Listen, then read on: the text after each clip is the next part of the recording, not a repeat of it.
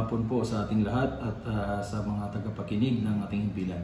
Kanina, nagkaroon tayo ng bypass operation dito sa Barangay Mataya, which is resulted to the arrest of one personality. Itong tao na ito ay matagal na natin itong minamanmanan kasi nga nagkakaroon siya ng mga drug activities dito sa bayan ng Buldon. Supposedly, yung ating 15 barangays dito ay drug-cleared municipality na. So ito nga, sa tulong din ng ating barangay officials ay naging successful yung ating bypass operation at nahuli nga natin itong tao na ito.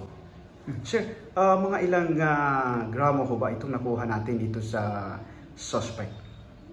More or less nasa 6 estimated na halaga ay nagkakalaga ito ng mga 40 to 45,000 pesos. Yung bag niya, tsaka yung mga non-drugs item, at saka yung mismong item na buo pa mismo, hindi pa na repack. Nakuha rin natin yung mga paraphernalia, gaya ng mga cellophane na pang repack doon nga sa nasabing shabu. According doon sa ID niya, siya ay from Maging, Lanao del Sur.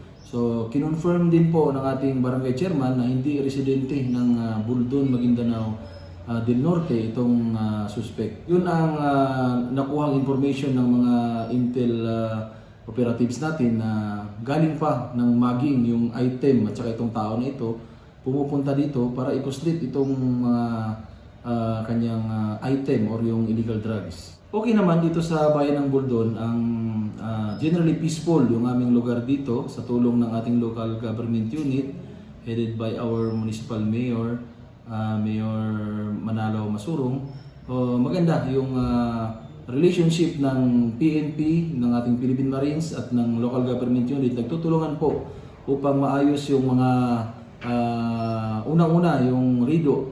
Nagkakaroon po kami ng mga rido settlement dito para maiwasan na yung mga hidwaan dito sa bayan ng Buldon. Sa mga taga Buldon, huwag po kayong mahiya na pumunta sa aming himpilan, i-report kung ano man po ang mga hindi karaniwang ginagawa ng mga tao dyan or meron kayong napapansin na hindi maganda. So mag-report po kayo sa amin, meron po kaming hotline number at ang inyong pong kapulisan ay sigurado na tutugunan namin ang inyong pangailangan sa abot ng aming makakaya.